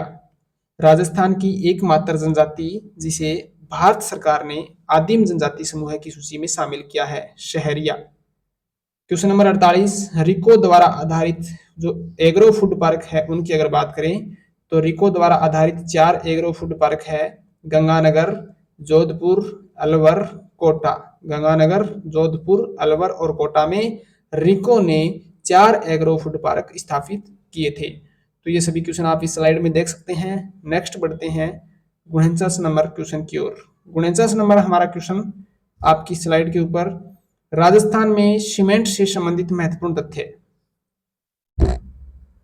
सीमेंट से संबंधित जो महत्वपूर्ण क्वेश्चन जो एग्जाम में पढ़ते हैं उस हिसाब से हमने महत्वपूर्ण कंटेंट के साथ ये क्वेश्चन उठाए गए हैं। तो यहाँ दिया गया है राजस्थान में सीमेंट से संबंधित महत्वपूर्ण तथ्य की अगर बात करें तो राज्य का पहला सीमेंट कारखाना लाखेरी बूंदी में स्थित है, जो 20वीं शताब्दी का है। राज्य का पहला सीमेंट कारखाना लाखेरी बूंदी में खुला था। चित्तौड़गढ़ जिला जो है सीमेंट उत्पादन के लिए आदर्श जिला माना जाता है। चित्तौड़गढ़ जिला जो है सीमेंट उत्पादन के लिए आदर्श जिला माना जाता है। बिड़ला सीमेंट वर्क्स की अगर बात करें तो ये चित्तौड़गढ़ के अंदर है। बिड़ला सीमेंट वर्क्स चित्तौड़गढ़ के अंदर है। मंगलम सीमेंट की अगर बात करें तो ये कोटा के अंदर है मंगलम सीमेंट। जेके व्हाइट सीमेंट की अगर बात करें तो ये नागौर के अंदर है JK white cement. Next Shri cement जो है, श्री सीमेंट ये ब्यावर अजमेर के अंदर है। श्री सीमेंट अच्छा क्वेश्चन है, एग्जाम में बन सकते हैं सभी क्वेश्चन। नेक्स्ट बढ़ते हैं जेके सीमेंट वर्क्स निम्बाहेड़ा चित्तौड़गढ़ के अंदर स्थित है। जेके सीमेंट वर्क्स निम्बाहेड़ा चित्तौड़गढ़। राजस्थान की पहली शक्कर मिल दी मेवाड़ शुगर मिल ये चित्तौड़गढ़ के भोपाल सागर में 1932 में स्थापित हुई थी। राजस्थान की पहली शक्कर मिल दी मेवाड़ शुगर मिल। तो कारखानों से संबंधित क्वेश्चन जो है वो शक्कर मिल का यहाँ भी दे दिया गया है। तो आप जो देख रहे हैं सीमेंट से संबंधित सभी क्वेश्चन है वो आपके डाउट क्लियर इस स्लाइड में हो रहे हैं। एक बार फिर से देख रहे हैं राजस्थान में सीमेंट से संबंधित महत्वपूर्ण तथ्य। नेक्स्ट बढ़ते हैं 50 नंबर हमारी जो स्लाइड है वो है राजस्थान में अन्य प्रमुख उद्योग। राजस्थान में अन्य प्रमुख उद्योग की अगर बात करें तो राजस्थान की पहली शक्कर मिल दी मेवाड़ शुगर मिल्स चित्तौड़गढ़ के भोपाल सागर में 1932 में स्थापित। अभी बात की थी कि राजस्थान की पहली शक्कर मिल दी मेवाड़ शुगर मिल चित्तौड़गढ़ भोपाल सागर के 1932 में स्थापित। नेक्स्ट गंगानगर एवं केशवरायपाटन जो बूंदी में स्थित है। गंगानगर है, केशवरायपाटन बूंदी में है। ये भी चीनी मिलें है। धौलपुर उदयपुर में कांच उद्योग है और नागौर में नमक उद्योग है। नेक्स्ट बढ़ते हैं तो धौलपुर उदयपुर में कांच उद्योग है और नागौर में नमक उद्योग है। ये भी प्रश्न बन सकते हैं। तो सभी जो प्रश्न हैं वो आपकी स्क्रीन के ऊपर आपको दिखाई दे रहे हैं। इस स्लाइड के अंदर, इस क्लास के अंदर जो सभी विद्यार्थी लाइव देख रहे हैं एक बार क्लास को लाइक जरूर करें, शेयर जरूर करें। सभी देखने वाले विद्यार्थी जो हैं सब्सक्राइब करें ताकि आने वाला आगामी नोटिफिकेशन जो है वो हमारी वीडियो को आप तक पहुंच सके। और इस क्लास में भी बहुत महत्वपूर्ण कंटेंट के साथ, मेहनत के साथ इस क्लास को बनाया गया है। तो आपका ये फर्ज बनता है कि क्लास को आगे बढ़ाएं और मोटिवेशन करें। नेक्स्ट सवाई जयसिंह से संबंधित अगर तथ्यों की बात करें तो सवाई जयसिंह से संबंधित महत्वपूर्ण तथ्य है सवाई जयसिंह का जन्म 1688 ईस्वी में, शासक 1699 ईस्वी में बना था। सवाई जयसिंह का जन्म कब हुआ था? 1688 ईस्वी में हुआ था और शासक बने थे 1699 ईस्वी में। औरंगजेब ने जयसिंह को सवाई की उपाधि प्रदान की थी। सवाई की उपाधि, सवाई जयसिंह को सवाई की उपाधि किसने प्रदान की थी? तो औरंगजेब ने सवाई जयसिंह की उपाधि, सवाई की उपाधि प्रदान की थी। ये कछवाहा राजवंश के सवाई जयसिंह ने, कछवाहा राजवंश के सवाई जयसिंह ने आमेर के स्थान पर जयपुर को राजधानी बनाया था। क्वेश्चन आ जाए कि आमेर के स्थान पर जयपुर को राजधानी किसने बनाया था? तो ये वही शासक है सवाई जयसिंह। सवाई जयसिंह ने 1725 ईस्वी में सवाई जयसिंह ने 1725 ईस्वी में नक्षत्र की गति की गणना करने का एक शुद्ध सारणी का निर्माण करवाया, जिसका नाम जीज ए मोहम्मद शाही रखा गया। ये क्वेश्चन भी बन सकता है एग्जाम के अंदर कि 1725 ईस्वी में नक्षत्र की गणना करने के लिए एक शुद्ध सारणी का निर्माण कराया गया था, उसका नाम रखा गया था जीज ए मोहम्मद शाही। इसका एक ग्रंथ भी है, जयसिंह स्वाई जयसिंह का एक ग्रंथ है, जयसिंह कारिका के नाम से जाना जाता है, जयसिंह कारिका। जंतर मंत्र के नाम से इन्होंने 5 वेधशालाएं बनवाई थी। इन वेधशालाओं के नाम इस प्रकार है: 1 number Jaipur, 2 number Delhi, 3 number Mathura, 4 number Banaras, 5 number Ujjain. तो सवाई जयसिंह से संबंधित कोई भी क्वेश्चन आए, शायद जहां तक मेरी उम्मीद है इस स्लाइड से बाहर कोई क्वेश्चन नहीं आएगा। एक बार फिर से देख लें। शासक बने थे 1628 में और 1699 तक जन्म हुआ था 1688 में और शासक बने थे 1699 में। इन्होंने 5 वेधशालाओं का निर्माण कराया था: जयपुर, दिल्ली, मथुरा, बनारस और उज्जैन। नेक्स्ट बढ़ते हैं 52 नंबर क्वेश्चन की ओर। 52 नंबर हमारा क्वेश्चन है, राजस्थान में पठार से संबंधित महत्वपूर्ण तथ्य। तो राजस्थान में पठार से संबंधित, पर्वत श्रृंखला से संबंधित है, अरावली से संबंधित क्वेश्चन भी पूछे जा सकते हैं। तो उड़िया जो है, उड़िया या आबू का पठार सिरोही जिले में स्थित है। राजस्थान में पठार से संबंधित उड़िया का पठार या आबू का पठार जो है वो सिरोही जिले में स्थित है। उदयपुर एवं राजसमंद में बुराट का पठार स्थित है। ये क्वेश्चन बन सकता है, उदयपुर एवं राजसमंद में बुराट का पठार स्थित है। चित्तौड़गढ़ में स्थित मेसा का पठार जो है वो, चित्तौड़गढ़ दुर्ग जो है वो मेसा के पठार पर स्थित है। राजस्थान में इसकी ऊंचाई 820 मीटर है। और अगर बुराट के पठार की बात करें तो ये उदयपुर, गोगुंदा, उदयपुर और कुंभलगढ़ राजसमंद के बीच में ये पठार है। इसके ऊपर एक चोटी है सायरा, क्या है, शायरा, जिसकी ऊंचाई है 900 मीटर। शायरा की ऊंचाई कितनी है, 900 मीटर। तो ये उदयपुर एवं राजसमंद में बुराट का पठार है, जिसके ऊपर शायरा चोटी है, 900 मीटर उसकी ऊंचाई है। चित्तौड़गढ़ में स्थित मेसा का पठार है, जिस पर चित्तौड़गढ़ दुर्ग स्थित है। चित्तौड़गढ़ एवं भीलवाड़ा में ऊपरमाल का पठार भी है, जो विजोलिया किसान आंदोलन से संबंधित है। उदयपुर प्रतापगढ़ में लसाड़िया का पठार भी स्थित है। क्वेश्चन एग्जाम में बन सकते हैं। तो पर्वत श्रृंखला से संबंधित या फिर पठार से संबंधित कोई भी क्वेश्चन आए तो ये स्लाइड कंप्लीट कर सकती है। इसको एक बार फिर से ध्यान से समझें। नेक्स्ट बढ़ते हैं, ये रहा अगला क्वेश्चन 53 नंबर। पुष्कर मेला, प्रमुख मेलों की बात हो रही है। तो प्रमुख मेलों के अनुसार अगर हम प्रश्न देखें, राजस्थान के प्रमुख मेले जो हैं, पुष्कर मेला कार्तिक पूर्णिमा को लगता है अजमेर के अंदर। पुष्कर मेला अजमेर में कार्तिक पूर्णिमा को लगता है। इसके अलावा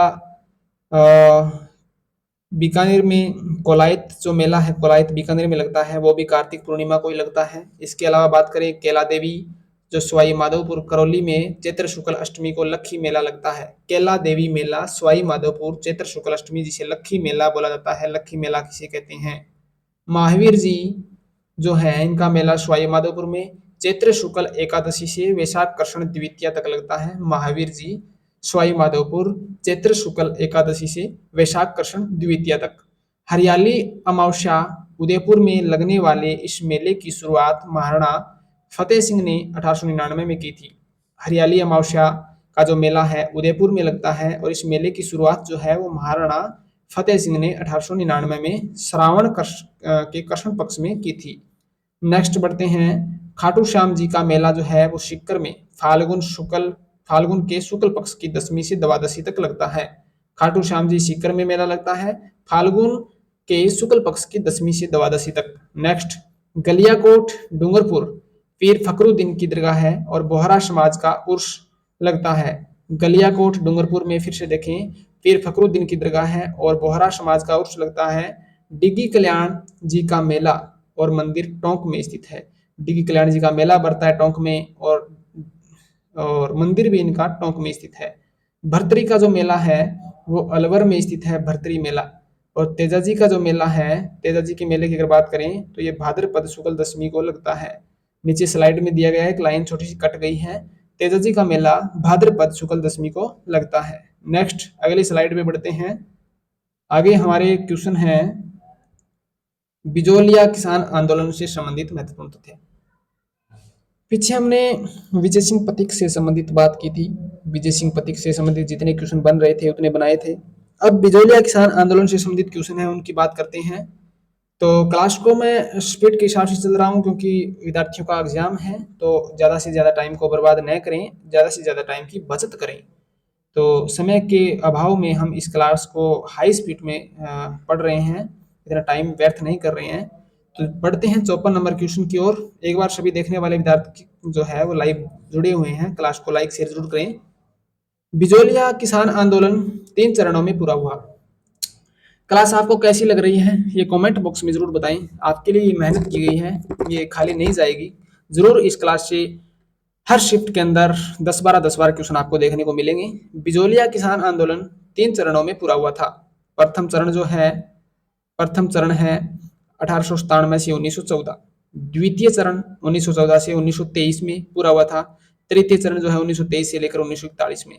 44 वर्ष तक चलने वाला ये किसान आंदोलन था। राजस्थान का सबसे लंबा चलने वाला किसान आंदोलन 1897 से 1941। 1897 ईस्वी में राव करशन सिंह के समय बिजोलिया की जनता से 84 प्रकार की लागत ली जाती थी। अगर बात करें 1897 में, तो बिजोलिया की जो जनता थी, ये बिजोलिया जो है वो भीलवाड़ा में पड़ता है, भीलवाड़ा में पड़ता है। और इसकी स्थापना जो है वो अशोक परमार के द्वारा की गई थी। इसकी स्थापना भीलवाड़ा में अशोक परमार के द्वारा इसकी स्थापना की थी, राणा सांगा के समय 1800 अशोक परमार के द्वारा। 1903 में करशन सिंह ने चौवरी कर लगाया था। सॉरी, चौवरी कर है ये, चोरी कर नहीं है, चौवरी कर। बात करें कर की, तो चौवरी कर लगाया था, चौवरी कर। 1903 में करशन सिंह ने चौवरी कर लगाया था और 1906 में पृथ्वी सिंह ने तलवार बंधाई कर लगाया था। आंदोलन के तीसरे चरण में जमनालाल बजाज ने आंदोलन का नेतृत्व किया था और इस आंदोलन का नेतृत्व सबसे पहले सातु सीताराम दास ने किया था। उसके बाद 1916-17 में विजय सिंह पथिक ने इसका नेतृत्व संभाला था और अंत में तीसरे चरण में जमनालाल बजाज ने आंदोलन का नेतृत्व किया था। नेक्स्ट बढ़ते हैं। तो नेक्स्ट हमारा क्वेश्चन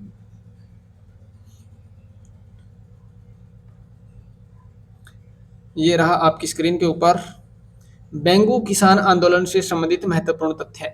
बेंगू किसान आंदोलन से संबंधित महत्वपूर्ण तथ्य की अगर बात करें, तो बेंगू किसान आंदोलन जो है, बेंगू किसान आंदोलन 1921 में मातृकुंडिया चित्तौड़गढ़ से इस आंदोलन की शुरुआत हुई थी। बेंगू किसान आंदोलन किसान मेनाल भीलवाड़ा नामक स्थान पर एकत्रित हुए थे। नेतृत्व राम नारायण चौधरी ने किया। बेंगू किसान आंदोलन का नेतृत्व किसने किया था, एग्जाम में क्वेश्चन बन सकता है। तो राम नारायण चौधरी ने इस किसान आंदोलन का नेतृत्व किया था। बिजोलिया किसान आंदोलन का जो नेतृत्व है वो विजय सिंह पथिक ने किया था। लंबे संघर्ष के बाद किसानों एवं राजा अनूप सिंह के बीच समझौता हुआ, जिसे बोल सेविक समझौता कहकर रद्द कर दिया गया था। ये क्वेश्चन बन सकता है कि बोल सेविक समझौता की संज्ञा किस आंदोलन को दी गई थी। बेंगू किसान आंदोलन को बोल सेविक समझौता की संज्ञा दी गई थी। ट्रेंच ने गोविंदपुरा में एकत्रित किसानों पर गोलियां चलाई, जिसमें रूपा जी और करपा जी धाकड़ जाति के जो दो लोग थे वो शहीद हो गए थे। ट्रेंच ने गोविंदपुरा में एकत्रित किसानों पर गोलियां चलाई, जिसमें रूपा जी और करपा जी धाकड़ शहीद हो गए थे। 55 नंबर क्वेश्चन की स्लाइड आप देख सकते हैं। बेंगू किसान आंदोलन से संबंधित कोई क्वेश्चन आएगा तो वो इस क्लास से बाहर नहीं जाएगा। नेक्स्ट बढ़ते हैं 56 नंबर क्वेश्चन की ओर। 56 नंबर क्वेश्चन ये रहा आपकी स्क्रीन के ऊपर। जयपुर प्रजामंडल से संबंधित महत्वपूर्ण तथ्य। अब जयपुर प्रजामंडल से संबंधित है, हिस्ट्री, ज्योग्राफी, पॉलिटिकल सभी के सम्मिलित रूप से क्वेश्चन इस क्लास में उठाए गए हैं। तो जयपुर प्रजामंडल की अगर बात करें, जयपुर प्रजामंडल 1931 में कर्पूर चंद पाटनी ने और जमनालाल बजाज के प्रयासों से जयपुर प्रजामंडल की स्थापना हुई। जयपुर प्रजामंडल 1931 में कर्पूर चंद पाटनी, जमनालाल बजाज के प्रयासों से जयपुर प्रजामंडल की स्थापना हुई। यह राजस्थान की प्रथम प्रजामंडल थी। अगर पूछा जाए राजस्थान के अंदर सबसे पहले किस प्रजामंडल की स्थापना हुई थी, तो 1931 में कर्पूर चंद पाटनी ने इसकी स्थापना की थी। 1936 ईस्वी में जयपुर प्रजामंडल का पुनर्गठन हुआ। 1936 में जयपुर प्रजामंडल का पुनर्गठन हुआ था। प्रजामंडल ने कार्य प्रारंभ जो है वो चिरंजीलाल मिश्र के नेतृत्व में किया था। चिरंजीलाल मिश्र जो है, जानची लाल मिश्र नहीं है, इस गलती से मिसप्रिंटिंग हो गया। चिरंजी लाल मिश्र, चिरंजी लाल मिश्र के नेतृत्व में इसने कार्य प्रारंभ किया था। चिरंजी लाल मिश्र के नेतृत्व में 1938 में जमनालाल बजाज की अध्यक्षता में पहला अधिवेशन हुआ। तो जयपुर प्रजामंडल से संबंधित क्वेश्चन आप देख सकते हैं। 1938 में जमनालाल बजाज की अध्यक्षता में इसका पहला अधिवेशन हुआ था। पूछा जाए कि जयपुर प्रजामंडल का पहला अधिवेशन कब हुआ? 1938 में जमनालाल बजाज की अध्यक्षता में हुआ। नेक्स्ट बात करें, अगली slide, question number 27, Hiralal Shastri से संबंधित महत्वपूर्ण तथ्य। हीरालाल शास्त्री से संबंधित महत्वपूर्ण तथ्य अगर पूछा जाए तो हीरालाल शास्त्री 24 नवंबर 1899 जोबनेर जयपुर में जन्म हुआ था। हीरालाल शास्त्री का जन्म 24 नवंबर 1899 जोबनेर जयपुर में हुआ था। जीवन कुटीर की इन्होंने स्थापना की थी। जीवन कुटीर की स्थापना की थी। अच्छा क्वेश्चन एग्जाम में बन सकता है। 30 मार्च 1949 को प्रथम मुख्यमंत्री बने। 30 मार्च 1949 को, जैसे वो हम पढ़ते हैं ना राजस्थान का एकीकरण, शोभाराम कुमावत जो चौथे चरण में बने थे हीरालाल शास्त्री 30 मार्च 1949 को सोगामाही। वनस्थली विद्यापीठ की स्थापना भी की थी। हीरालाल शास्त्री की पत्नी रतन शास्त्री पद्म भूषण से सम्मानित थी। वह जमनालाल बजाज अवार्ड से भी सम्मानित थी। हीरालाल शास्त्री से संबंधित क्वेश्चन आप देख सकते हैं। Very very most important question exam में बन सकते हैं। नेक्स्ट बढ़ते हैं 58 नंबर स्लाइड की तरफ। 58 नंबर स्लाइड में संविधान सभा के सदस्य जो राजस्थान की रियासतों के अधिकारी थे। पहले जो राजस्थान के अलग अलग रियासतों के अधिकारी हुआ करते थे, संविधान सभा के सदस्य जो हैं वो रहे हैं और राजस्थान के अधिकारी भी थे। बात करें जयपुर की तो जयपुर में सर वीटी कृष्णाचारी जो थे वो जयपुर रियासत के अधिकारी थे। CS वैकंठाचारी जो है वो जोधपुर रियासत के अधिकारी थे। सरदार KM पनिकर की बात करें तो बीकानेर के अधिकारी थे। और सर टी विजया राघवाचार्य ये उदयपुर के अधिकारी रहे हैं। तो संविधान सभा के सदस्य जो राजस्थान की रियासतों के अधिकारी थे, आप एक बार फिर से देख सकते हैं। जयपुर के हैं सर VT कृष्णाचारी, जोधपुर के हैं CS वेंकटाचारी और बीकानेर के सरदार KM पनिकर और उदयपुर के हैं sir T Vijaya Raghavacharya. Next बढ़ते हैं 59 नंबर स्लाइड। 59 नंबर जो स्लाइड में हमारे क्वेश्चन दिए गए हैं, जयनारायण व्यास से संबंधित महत्वपूर्ण तथ्य। जयनारायण व्यास से संबंधित महत्वपूर्ण तथ्य हैं। जयनारायण व्यास जन्म फरवरी 1899 जोधपुर में हुआ था। जयनारायण व्यास जन्म जो है वो 1899 में जोधपुर में हुआ था। जबकि अभी हमने बात की थी हीरालाल शास्त्री का जन्म जोबनेर जयपुर में 1899 में हुआ था। जोबनेर जयपुर 1899 में थे और इनका जन्म हुआ था। और जयनारायण व्यास का जन्म जो है वो 1899 में जोधपुर में हुआ था। जयनारायण व्यास 1927 में तरुण राजस्थान के प्रधान संपादक तथा 1936 में अखंड भारत के प्रकाशक रहे हैं। जयनारायण व्यास जन्म जो है 1899 जोधपुर में और जयनारायण व्यास 1927 में तरुण राजस्थान के प्रधान संपादक तथा 1936 में अखंड भारत के प्रकाशक भी रह चुके हैं। नेक्स्ट 1951 से 1956 तक 2 बार राजस्थान के मुख्यमंत्री भी रह चुके हैं। राजस्थान के प्रथम व्यक्ति जिन्होंने सामंत शाही का विरोध किया, ये क्वेश्चन आपको 100% देखने को मिल सकता है। राजस्थान के ऐसे प्रथम व्यक्ति कौन थे जिन्होंने सामंत शाही का विरोध किया था? तो 59 नंबर स्लाइड जो है क्वेश्चन जो है वो आप देख सकते हैं आपकी स्क्रीन के ऊपर। Very very most important question उठाया गया है। नेक्स्ट बढ़े, राजस्थान में रेल परिवहन से संबंधित महत्वपूर्ण तथ्य। राजस्थान में रेल परिवहन से संबंधित महत्वपूर्ण तथ्य है वो इस प्रकार हैं। भारत में पहली रेल सन 1853 में महाराष्ट्र के मुंबई से ठाणे के मध्य 34 किलोमीटर चली थी। पूछा जाए कि भारत में पहली ट्रेन कब चली तो 1853 में चली। कहां से लेकर कहां तक? तो महाराष्ट्र के मुंबई एवं ठाणे के मध्य कितने किलोमीटर? तो 34 किलोमीटर इसका राइट आंसर होगा। नेक्स्ट अगर बढ़े, राजस्थान की बात करें तो राजस्थान में पहली जो रेल है वो 1874 में बांदीकुई दौसा से आगरा फोर्ट यूपी उत्तर प्रदेश के बीच में चली थी। आगरा फोर्ट यूपी के बीच राज्य में रेल मार्ग की कुल लंबाई है 6000 किलोमीटर। राजस्थान में 2 रेलवे जोन हैं, एक है उत्तर पश्चिम रेलवे जोन और दूसरा है पश्चिमी मध्य रेलवे जोन, उत्तर पश्चिमी रेलवे जोन और पश्चिमी मध्य रेलवे जोन। कुल 5 रेलवे मंडल हैं। जयपुर में उत्तम शहरी यातायात के लिए मेट्रो रेल की शुरुआत कब हुई थी? क्वेश्चन बन सकता है, राजस्थान में मेट्रो रेल कब शुरू हुई थी? 3 जून 2015 को राजस्थान में मेट्रो रेल का शुभारंभ हुआ था। तो राजस्थान में रेल से संबंधित कोई भी क्वेश्चन आए तो आप इस स्लाइड को देख सकते हैं। नेक्स्ट बढ़ते हैं, राजस्थान के प्रमुख मंदिर।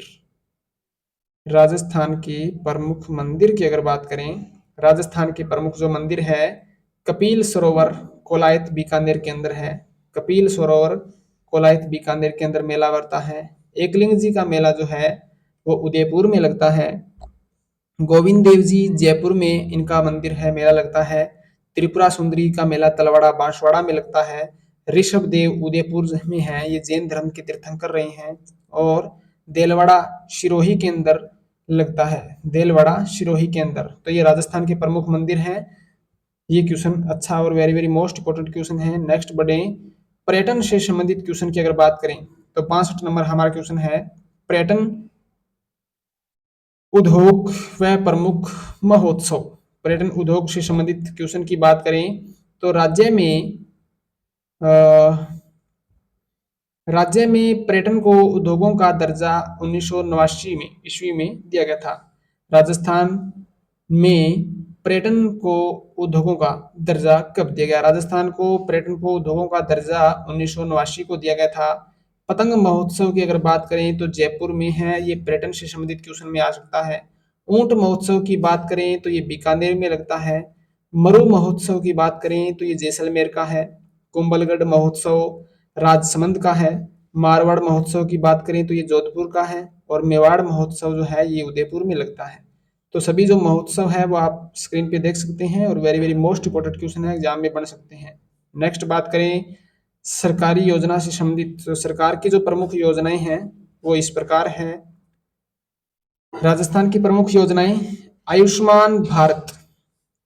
आयुष्मान भारत जो है सरकारी निजी अस्पतालों में सामाजिक एवं आर्थिक रूप से पिछड़ी जातियों को कैशलेस इलाज उपलब्ध कराना, ये आयुष्मान भारत जो योजना है इसका प्रमुख उद्देश्य है कैशलेस इलाज उपलब्ध कराना जो आर्थिक सामाजिक रूप से पिछड़ी जातियां हैं। बेटी बचाओ बेटी पढ़ाओ योजना जो है वो 22 जनवरी 2015 से संचालित है। बेटी बचाओ बेटी पढ़ाओ योजना 22 जनवरी 2015 से संचालित है। नेक्स्ट, साझा अभियान की अगर बात करें तो ये बाल विवाह से मुक्ति से संबंधित है। साझा अभियान बाल विवाह से मुक्ति। ग्रामीण गौरव पथ योजना क्या है? तो ग्रामीण गौरव पथ योजना ये ग्रामीण सड़कों को मेगा हाईवे से जोड़ना है। ग्रामीण सड़कों को मेगा हाईवे से जोड़ना है। नेक्स्ट, प्रधानमंत्री ग्राम सड़क योजना।